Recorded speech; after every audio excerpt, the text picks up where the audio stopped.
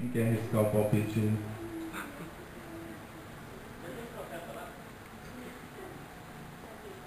No livro de Lucas.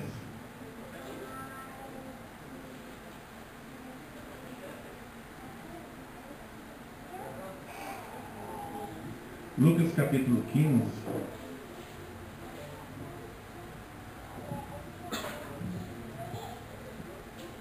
Queridos, nós conversamos aquelas duas vezes que nós tivemos aqui, nós falamos sobre Lucas capítulo 15. E nós vamos continuar desenvolvendo aquele pensamento. Talvez poucos que estavam aqui são outras pessoas, a maioria. Mas quando nós falamos aqui pelas duas vezes sobre esse capítulo 15 de Lucas, existiam algumas coisas que eu não conversei com os irmãos porque eu ainda não tinha uma definição, um entendimento da palavra de Deus naquele sentido. E eu saí, fui orar ao Senhor, usei os recursos que nós temos e eu quero compartilhar com os irmãos. No capítulo 15 de Lucas, a palavra de Deus fala que os cobradores de impostos e os publicanos, os cobradores de impostos, os coletores e os pecadores, eles gostavam de reunir para ouvir Jesus. E eles se reuniram para ouvir Jesus. E os religiosos, os escribas, os fariseus, eles ficaram murmurando entre si porque Jesus comia, andava e tinha comunhão com os pecadores. Isto era muita coisa para eles entenderem isso. E quando Jesus percebeu que eles estavam entre si falando por que Jesus come com pecadores, Jesus falou para eles, virou para eles e contou três parábolas. O povo do Oriente, especificamente os judeus, é um povo que fica junto, mas não misturam. Então tem aquela multidão em volta de Jesus, todos juntos, mas em grupos, sem misturar. Então estavam os cobradores de impostos, os pecadores, os escribas e os fariseus. E a palavra disse que Jesus virou para os escribas e fariseus e propôs para eles três parábolas. E Jesus contou uma primeira parábola de um homem que tinha 100 ovelhas e uma se perdeu. E este homem deixou as 99 ovelhas e foi buscar aquela ovelha perdida. E quando a encontrou, voltou para a cidade, para a aldeia, e alegrou-se, chamou os vizinhos, toda a família se juntou e alegrou por dois motivos. Primeiro, porque encontrou a ovelha. Segundo, porque o próprio pastor voltou em vida, que não era muito difícil dele ser roubado ou até morto por bestas feras que existiam bastante. Agora, queridos, nessa parábola das 100 ovelhas, quando a Bíblia diz, eu não vou estar lendo, mas é o capítulo 15 todinho, a partir do versículo 3, depois vocês podem ler em casa e confirmar o que eu estou dizendo. Quando as Escrituras diz que perdendo uma ovelha. Esse perdendo uma ovelha está no original, ele está no particípio auristo, que significa que o pastor foi quem perdeu a ovelha, e não a ovelha se perdeu sozinha. E às vezes, quando nós lemos as Escrituras, às vezes nós não entendemos muito bem e até queremos proteger o pastor para dizer assim que o pastor não perde a ovelha. Mas é uma mentira. O pastor pode sim, muitas vezes, perder uma ovelha. Agora, queridos, este pastor aqui da história, ele perdeu, mas ele foi procurar a ovelha. É uma atitude que o pastor fez, que o pastor tomou. E além disso, queridos, sabe quando você está na rua e alguém liga para você, a esposa, a mãe, e fala assim, ó, quando você voltar, traz um óleo aqui porque acabou o óleo. Aí você vê um negócio, vê outro, aí você esquece de levar o óleo. Aí quando você chega, né, aí a sua mãe pergunta assim, por que você esqueceu? Você consegue explicar por que você esqueceu? Eu não consigo. Mas perder alguma coisa é diferente. Porque quando você perde por descuido, por distração, por desleixo. E eu não quero poupar os pastores aqui, até porque eu sou pastor. E nem poupar o Márcio também.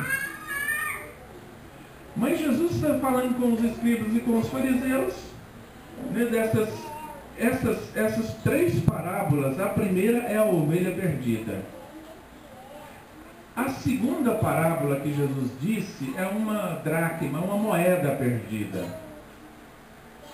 Que essa moeda perdida já não está no auristo, mas já é uma suposição que Jesus falou. Jesus disse, e se perder, qual é a mulher que tendo duas dracmas, duas moedas, se perder uma, ela vai varrer toda a casa, limpar os móveis, olhar debaixo de tudo e ela o fez até encontrar.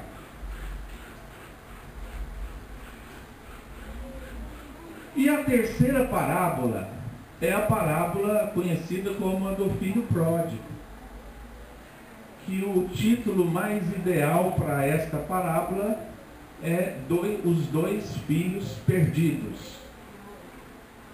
Melhor título do que o filho pródigo. Querendo lembrar que o filho pródigo, quando você lê título, não compõe o texto das Escrituras.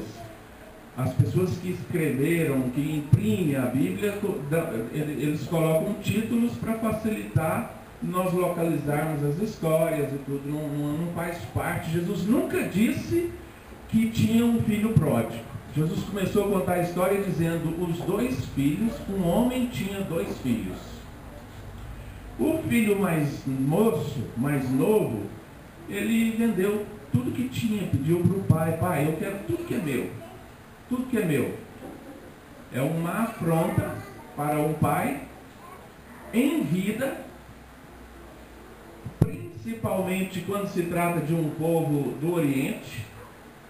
É uma falta de respeito. E é o mesmo que dizer, olha, você não morre logo, então faz o seguinte, mesmo em vida, eu quero a parte daquilo que me pertence. E as Escrituras dizem que o pai pegou, repartiu os bens com os dois filhos, o mais moço e o filho mais velho. Repartiu, e este filho mais novo, na primeira oportunidade ele vendeu tudo, reuniu o dinheiro e foi para uma terra distante. E nessa terra distante, ele gastou tudo que tinha na prostituição e em todas as sortes de prazeres. É o que a palavra diz. Agora, queridos, essas três parábolas são muito parecidas. São bem iguais em vários aspectos. Em todas as três parábolas que Jesus contou, são semelhantes e significam quase a mesma coisa.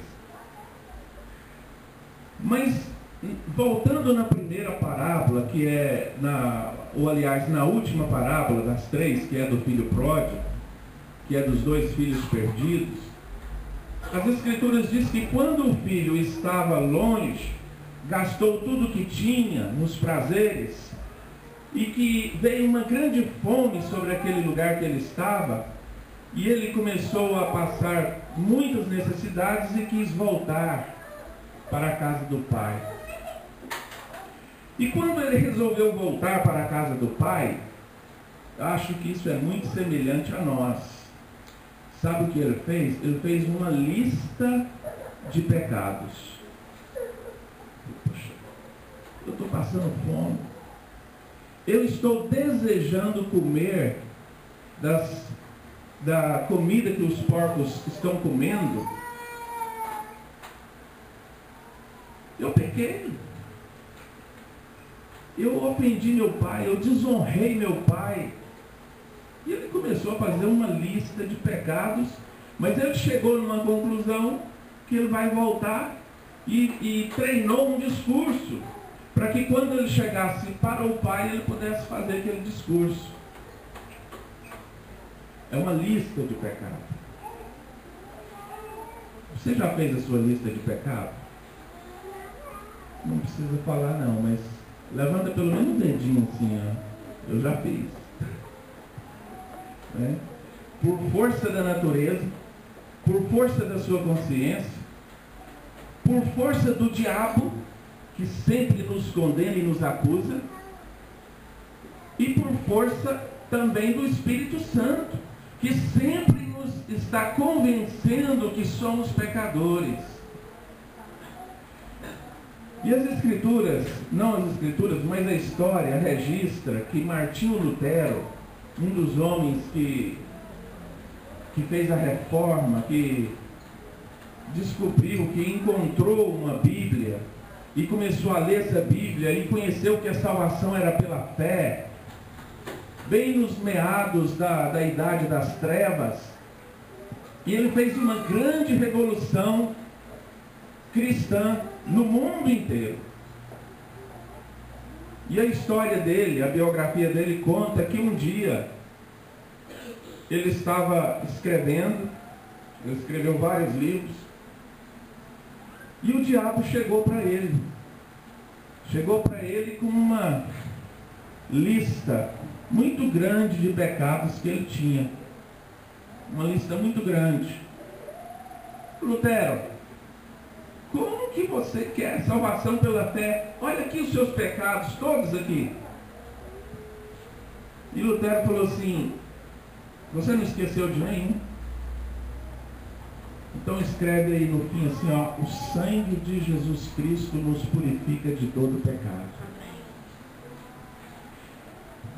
O filho mais novo, ele fez a sua lista de pecado para levar para o pai. E é interessante que quando ele chegou para o pai, que ele começou a ler aquela lista, ou ele nem conseguiu, ele decorou aquilo tudo e ele nem conseguiu falar nem um pouco do que ele tinha cometido. Ele começou a falar assim: olha, pai, eu pequei contra os céus e contra ti também. A lista de pecado dele era grande. Ele foi escrevendo, falou: não, peraí, não vou nem falar tudo, só vou falar assim que eu pequei contra o céu. Quando você peca contra o céu, o que ele está dizendo é que os pecados dele foi tanto a desonra do pai, o desejo que o pai tivesse morto, os bens, só na família dele já era pecado suficiente. Mas além desses pecados que ele cometeu contra a família, contra a cidade, o povoado dele, contra o pai, além desses, quando ele foi para longe na prostituição, em todas as sortes de prazeres, ele falou, não, eu não tenho condição de enumerar tudo, eu pequei contra os céus e contra ti também. Era a lista de pecados. Agora, queridos, são dois filhos perdidos. São dois filhos perdidos. Qual era a lista do filho que ficou em casa? O filho que ficou em casa também tinha uma lista para levar para o pai. Quando ele voltava do campo, que viu uma festa na sua casa, o seu pai recebendo o seu irmão mais novo, e toda aquela festa, o que está acontecendo? Um dos servos falou assim, não, seu irmão mais novo voltou. Seu pai o vestiu com a melhor veste, colocou o anel de autoridade, calçou seus pés com sandálias, matou o melhor novilho e está fazendo uma grande festa com músicas e danças, recebendo seu irmão. E o filho mais velho ficou irado, tomado de ira. E o seu pai veio encontrar com ele lá fora, porque ele se recusava a entrar na festa e alegrar com seu irmão. E quando o pai dele chegou, falou assim, meu filho, seu irmão chegou, ele estava perdido e foi achado, ele voltou para casa, porque vamos entrar, vamos alegrar. Ele falou, de jeito nenhum. Aí ele apresentou a lista dele. Sabe qual era a lista do filho mais velho que ficou em casa? Ele só falou assim, pai, eu estou sempre contigo e obedeço todos os seus mandamentos. Quem não quer uma lista dessa? Uma lista impecável, perfeita. Você já disse isso para Deus? Não, Senhor. Pelo menos eu não estou nas esquinas, né? Hoje eu estava conversando com a Eva e falando como que é Goiânia. Goiânia você entra num ônibus cheio e entra gente pedindo ajuda, né? Aí eles chegam assim e falam assim, olha, me ajuda. Eu podia estar matando, estrupando, roubando, mas não estou aqui pedindo, né? Qual que é a sua lista de pecado? O que você faz com a sua lista? A sua lista de pecados é igual à lista do irmão mais novo ou do irmão mais velho? A do irmão mais velho obedecia o pai em tudo. Porém, foi reprovado por Jesus. E eu quero dizer nessa noite, porque os pastores muitas vezes têm medo de falar para as ovelhas a verdade.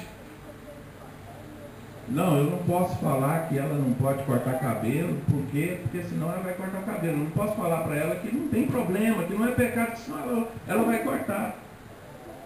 É um exemplo antigo que eu dei, né? Muito antigo, quase antigo, talvez antigo. Quando seu filho vê um programa de televisão, um filme, sei lá, ou vê alguém mexendo com droga, aí ele fala assim, pai, aí a primeira coisa que o pai faz, na maioria das vezes, é mentir para o filho. Fala, meu filho, droga é ruim. Droga é ruim. Presta não, você põe isso na boca, é ruim. Ora, é ruim. Quem disse que é ruim? Você não pode falar que é ruim, porque não é ruim. Você tem que explicar para ele o seguinte, meu filho, a pessoa que usa droga, ele tem uma viagem momentânea. e ele sente um alívio da pressão. Mas 2 minutos depois, as coisas começam a mudar. Ou 5 minutos depois, você vai explicar para ele. Mas a primeira coisa que nós fazemos, às vezes, é falar, isso é ruim, isso não dá. Pai, por que ele fuma maconha? Por que ele usa cocaína? Por que ele usa crack? Aí a primeira coisa que a gente faz, nossa, eu tenho que fazer ele pensar que a pessoa usa isso sem sentir nenhum prazer. É mentira. E Jesus nunca teve medo de falar a verdade.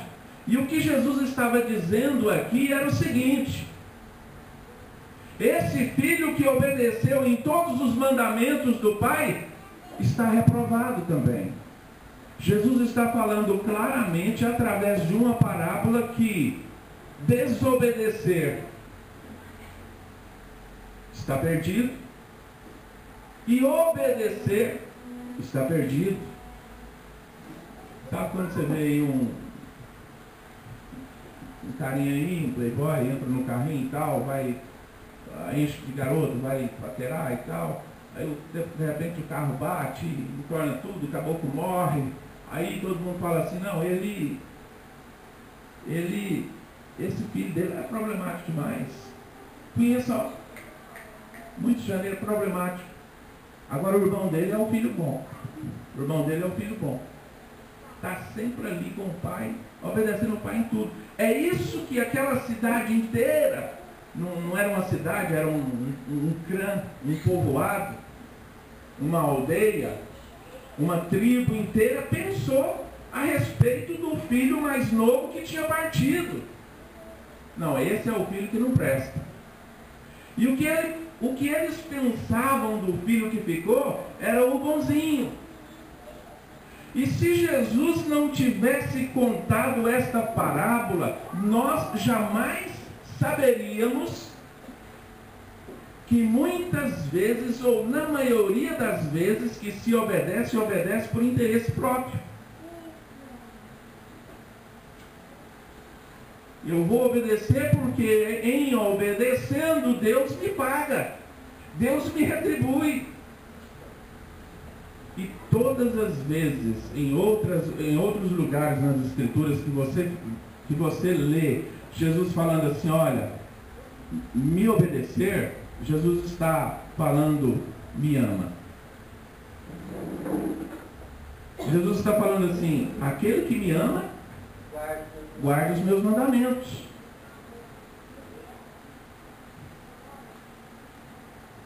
Então o correto é obedecer quando se obedece por amor. Porque você pode passar a sua vida inteira obedecendo, fazendo tudo conforme as Escrituras diz.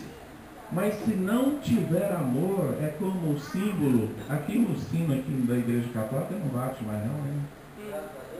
Não bate não, antigamente batia. Paulo diz que é aquilo, um sino que bate. Bem, um sonzinho, chega até ali no outro bairro e some. Aí Paulo vai mais longe, Paulo fala assim, você pode entregar o seu próprio corpo para ser queimado. Quer dizer, você quer uma coisa mais radical do que isso? Entregar a sua própria vida em favor do Evangelho, mas se você estiver fazendo isso, trocando, permutando alguma coisa, nós vamos ficar de fora. E os escribas e os fariseus estavam percebendo que Jesus estava insultando eles, porque eram eles que detinham as Escrituras, eram eles que oravam, eram eles que jejuavam.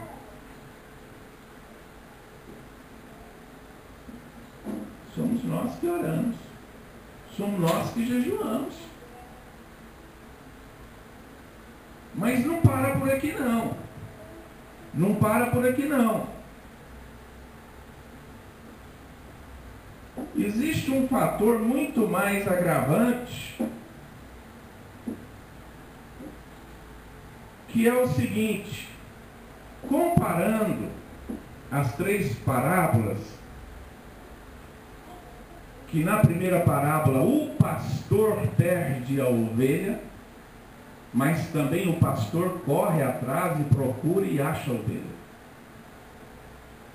Na segunda parábola, a mulher que perde o dinheiro se esforça, procura, varre a casa, dá uma faxina até. Jesus disse até. Não importa o custo, mas até encontrar aquela moeda que tinha perdido. Mas a terceira parábola, o filho que pede todos os seus bens, vende os seus bens, vai embora para uma terra longínqua, o pai não vai atrás. E é isso que me intrigou. Eu quero até um pouquinho d'água, se for possível. Pecado. Pecado? Mas eu sou pecador. Queridos, eu fiquei indignado com isso. Por que uma ovelha, o pastor vai atrás? Ovelha, nós podemos simbolizar que é um pastor atrás de um membro que assiste com ele às reuniões e cultua a Deus. Mas se você for ver ovelha é um bem material. Por que o pastor vai atrás de uma ovelha que é um bem material? Por que uma mulher vai atrás de uma moeda que é um bem material? Mas um filho que perde, o pai não vai atrás.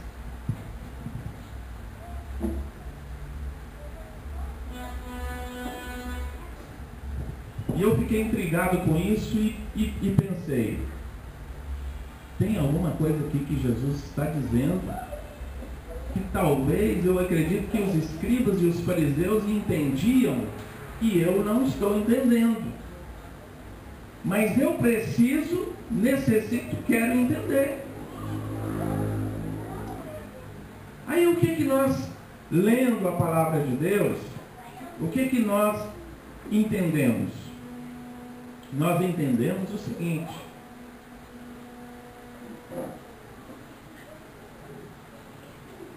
que o pai, nessa parábola, simboliza Deus.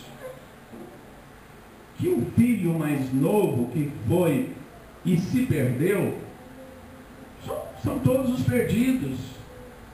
Que os escribas e os fariseus são aqueles que estão, se dizem, são e não são. Ou pensam que são, ou estão dormindo ainda, ou precisam estralo, preciso de revelação, preciso de algo acontecer. Agora vamos voltar um pouquinho nas escrituras, lá para Gênesis. Eu não vou abrir, se quiser anotar, depois você lê em Gênesis capítulo 4, a história dos dois irmãos, Caim e Abel. Caim matou Abel, é aquela história toda. O primeiro homicídio que aconteceu, Caim mata Abel, seu irmão. E quando Deus chega para Caim, Deus pergunta: cadê o seu irmão? Caim fala assim: eu não sei. Assim, eu não sou. Acaso sou eu tutor do meu irmão?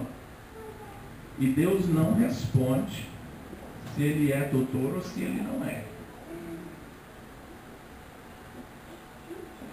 Mas Jesus fala assim: carregai as cargas uns dos outros, amai uns aos outros, perdoai uns aos outros, ajudem uns aos outros. Jesus está dizendo: sim, você é tutor do seu irmão. Você é tutor do seu irmão e é tutorado por ele. Você é responsável pelo seu irmão. Ainda tem outra observação. Caim matou Abel por inveja que Abel foi aceito diante de Deus.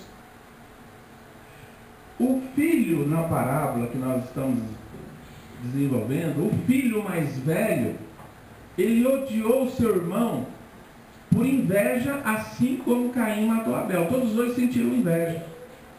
Só que Caim sentiu inveja porque Abel foi aceito por Deus, de coração, e o irmão na parábola, o irmão mais velho, sentiu inveja porque não cometeu os pecados que o irmão dele cometeu. Sabe quando alguém chega para a igreja, aí você olha assim e fala, poxa, esse cara foi para o mundo, prostituiu, ficou com um tanto de mulher, bebeu, fumou, dançou, fez tudo, e eu fiquei aqui sentado no banco, ouvindo o Márcio. Que obedecer sem amor é como um símbolo que retine e logo acaba.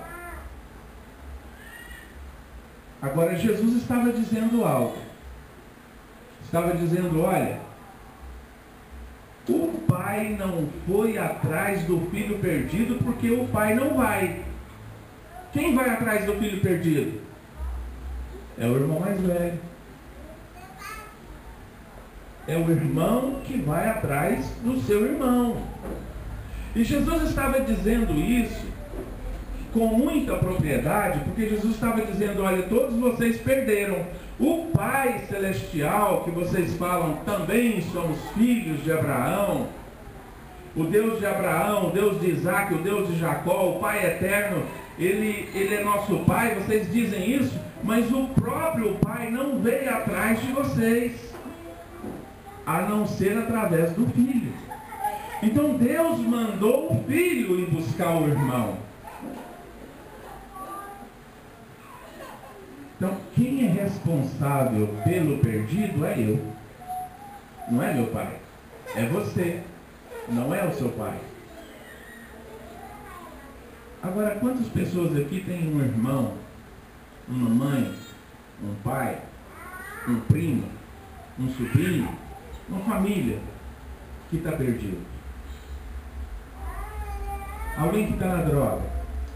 Alguém que está na macumbaria. Alguém que anda certinho, paga suas dívidas certinho, trabalha certinho, não chega atrasado, mas não conhece Jesus. Pensa nele agora. Fecha o seu olho um pouquinho. Pensa nessa pessoa, esposa, marido, mãe, filho. E eu quero dizer para você que o inferno, ele existe, é verdadeiro, o lago de fogo e enxofre é real, e esse parente seu, que não conhece Jesus, se ele morrer assim, ele vai para aquele lago, que vai queimar eternamente. Tudo isso porque você é filho, mas não foi atrás do seu irmão. Aí eu quero que você, com o olho fechado, 2 minutos de oração, vamos dizer, Deus, quebranta nosso coração, nos faça ir atrás daquele que está perdido, nos faça chorar pelos perdidos, nos faça gemer pelos perdidos, porque para nós está muito bom, nós conhecemos a Ti, conhecemos o Teu amor, mas tem muitos de nós que é carne da nossa carne, sangue do nosso sangue, e não Te conhece ainda, Pai. Deus, cada pessoa que está aqui, receba uma unção essa noite, uma unção de evangelizar, uma coragem de abrir a boca, para poder dizer sobre as tuas grandes obras.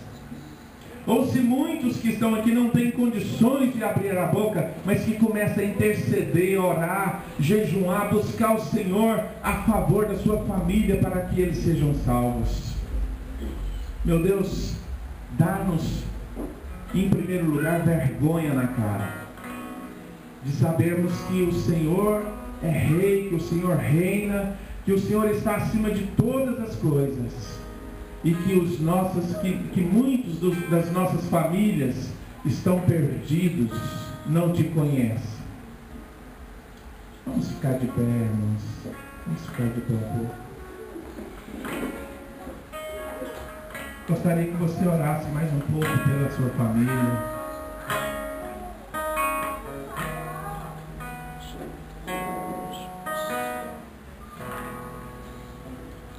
Deus,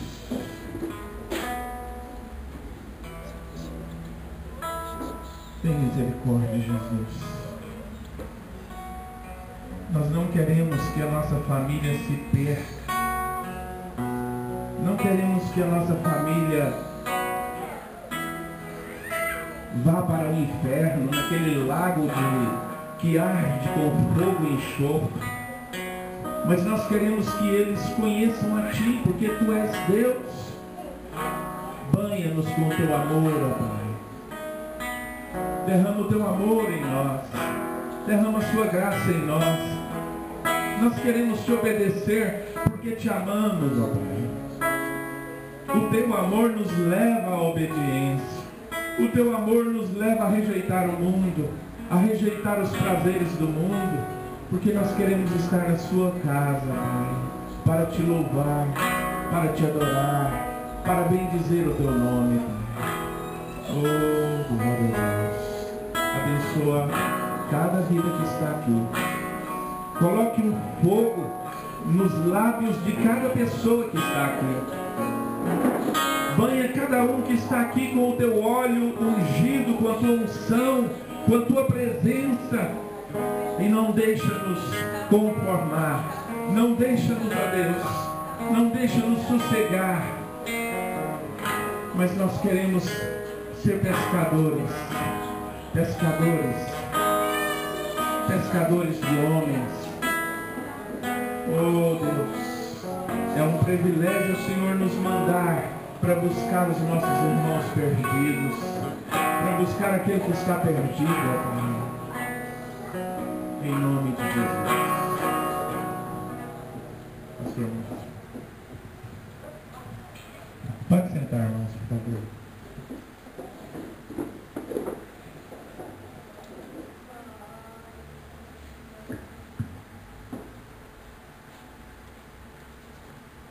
Eu sabia que o pastor tinha culpa no cartório, mas não disse pronto. Eu nunca tinha ouvido falar que era o pastor que perdeu a ovelha e eu culpava muito a ovelha de Lucas 15, sabe? Mas hoje eu vi claramente que a culpa não é da ovelha, a ovelha foi perdida, o relaxado do pastor que perdeu. Mas que nós possamos sairmos atrás dos nossos pastores, né? Pode cobrar dos pastores, irmão. Tem que ser cobrado dos pastores. Os netos falam que é ok. Nos cobrar, né? Nos cobrar mesmo. Tem uma música que fala assim: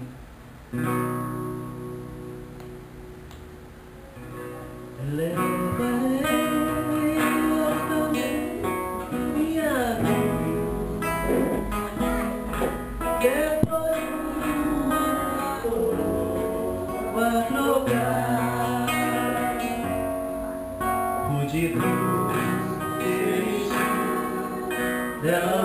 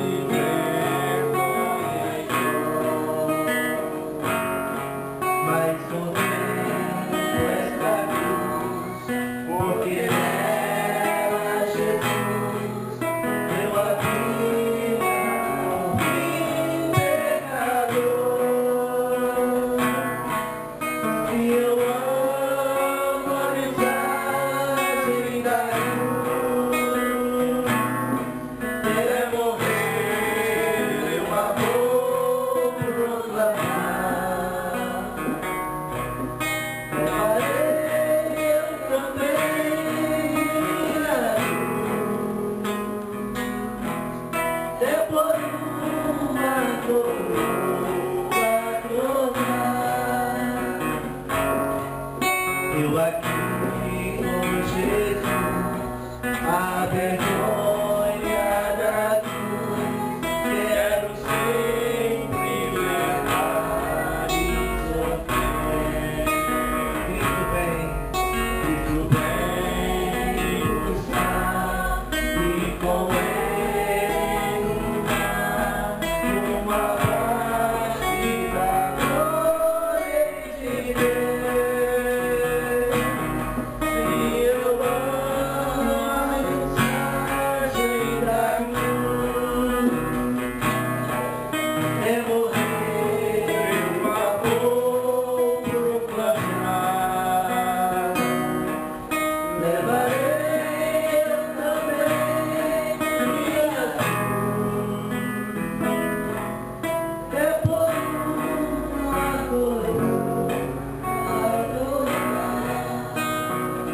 Senhor abençoe a sua igreja, abençoe essa semana. Obrigado, Senhor, em nome de Jesus.